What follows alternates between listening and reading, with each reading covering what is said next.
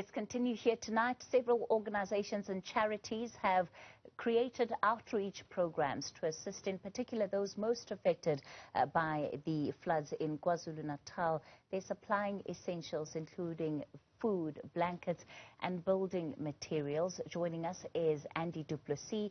He's Managing Director of Food Forward South Africa. Andy, good evening to you.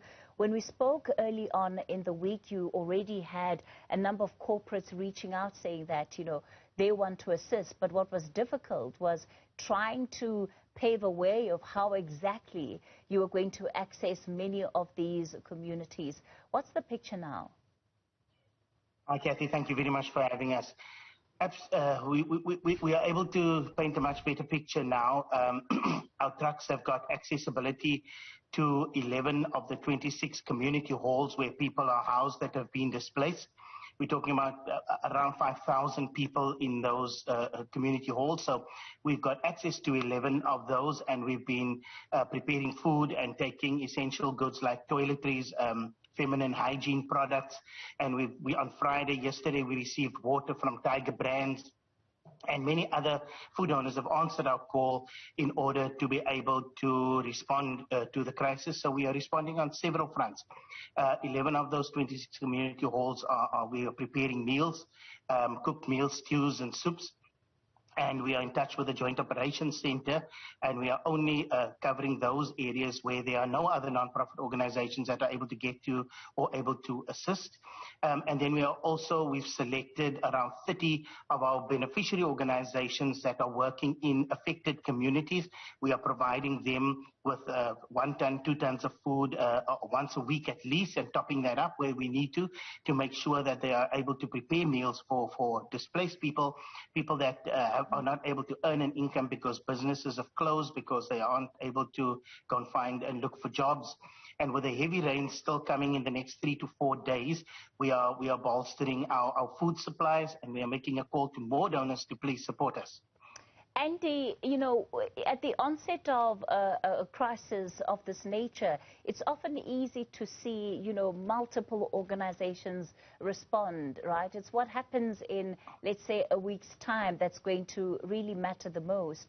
From the analysis that you're doing right now, how sustained is your effort going to need to be beyond these initial first days?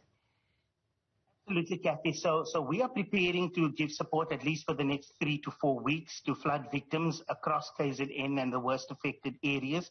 And we do find that when we make a call for food donations and financial support, many respond immediately, and that tends to wane over the next 3 to 4 weeks. And then we have to procure food and make sure that we continue to support those in need. So just to give you some idea, on a monthly basis anyway, we support close to 300 registered non-profit organizations in KZN that are involved in early childhood development centers, youth training centers, care for abused women, etc. So we are well geared up and well prepared to be able to provide a sustained response over the next couple of weeks and even months. We've received overwhelming support from retailers like Pick n Pay, as well as manufacturers and wholesalers like Massmart, Tiger Brands, Hello Choice, through Standard Bank, and the farmers have answered our call for fresh produce. Parmalat has come on board, the Do More Foundation, Kellogg's as well, and PepsiCo with water and other goods, and then Procter & Gamble with feminine hygiene products and toiletries. So our trucks have been out collecting food from our food donors, and we have also been distributing food to make sure we're able to cook meals to affected areas. So, and we will do that over the next coming weeks as well. What have you found have been the biggest challenges in as far as the distribution of food is concerned? So we are finding it very difficult to get into certain communities. We have got massive trucks that can't go into areas that are a bit sketchy in terms of the road infrastructure. So we have not been able to get to some of the other community halls that are affected as yet. But our staff are working throughout the weekend. We are distributing food tomorrow, and we are working with the Joint Operations Center in KZN, making sure that they give us blow-by-blow updates as to which roads are accessible, what diversion routes are available, and where we can get to. So in the next few days, we hope to get to all the 26 community centers, or at least those that are not getting financial or food support at this time. And the Joint Operations Center are coordinating well with us so that we make sure that there is no duplication of services. Of course, it's difficult for small organizations to provide a mounted response like this, but Food for SA is geared up to be able to make sure that our response is as widespread as possible, given the extent of the need. The number of deaths are alarming and growing steadily.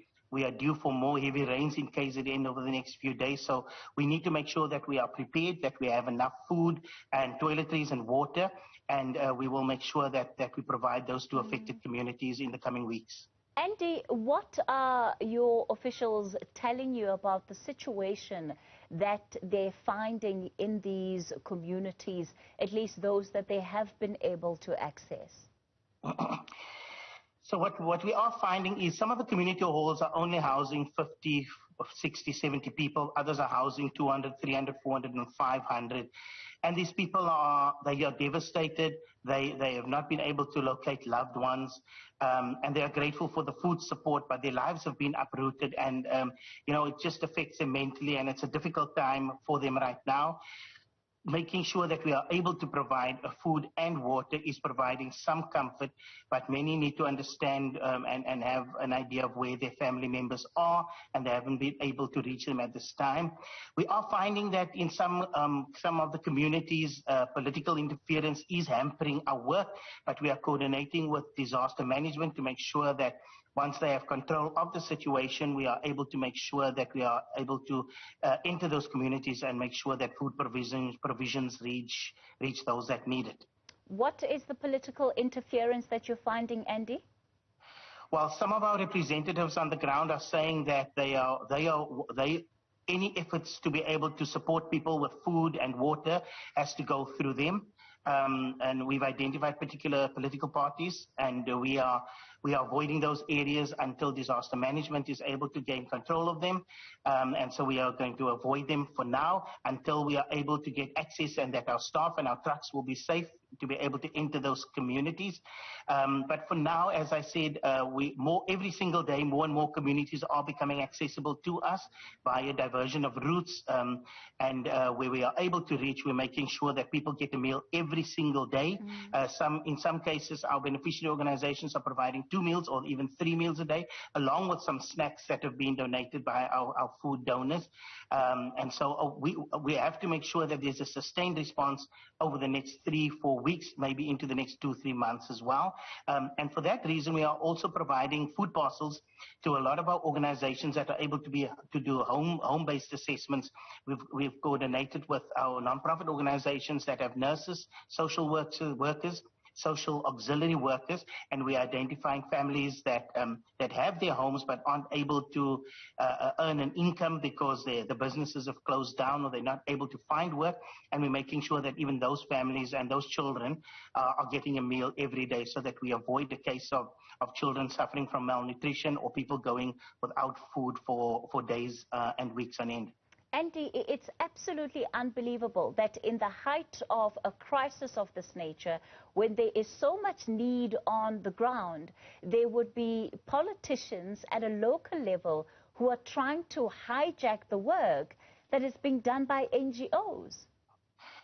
Absolutely, Kathy. We are so frustrated in that we are not able to get to those communities. Now is not the time for party political affiliations. Now is not the time to be able to make sure that you control things in your community. Now is the time that we really have to work together to coordinate our efforts and to make sure that those that need our support on several fronts, that they get the support.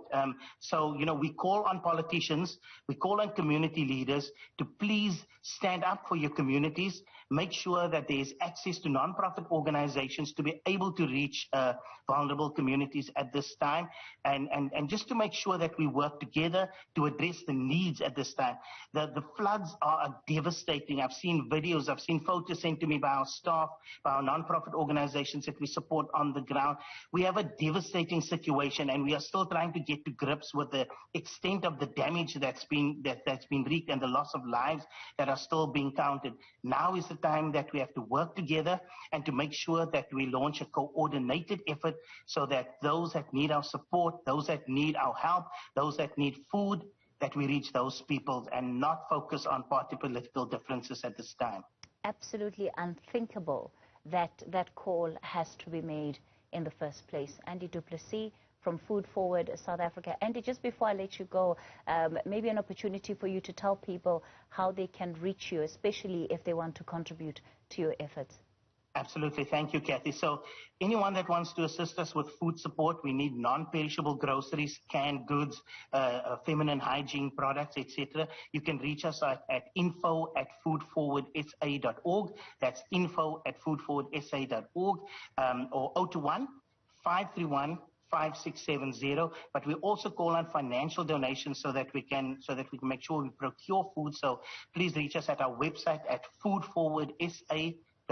foodforwardsa.org. There's buttons there that you can, if you want to donate food or if you want to donate financially, you're welcome to visit our website. And we call on South Africa, let's work together. KZN has had a difficult time with COVID-19, with the riots last year in July, and now the floods. We really need to make sure that we lend support to KZN at this time. And we call on government to support non-profit organizations and our efforts on the ground, making sure that needs are met. Government needs to support our organizations financially because we are working on the ground and meeting the needs. Andy du Plessis, let's leave it there for tonight. And as you heard there, the website, foodforwardsa.org. So if you go onto foodforwardsa.org, you should be able to access much of the details that you need and offer whatever support you can to the people of KZN who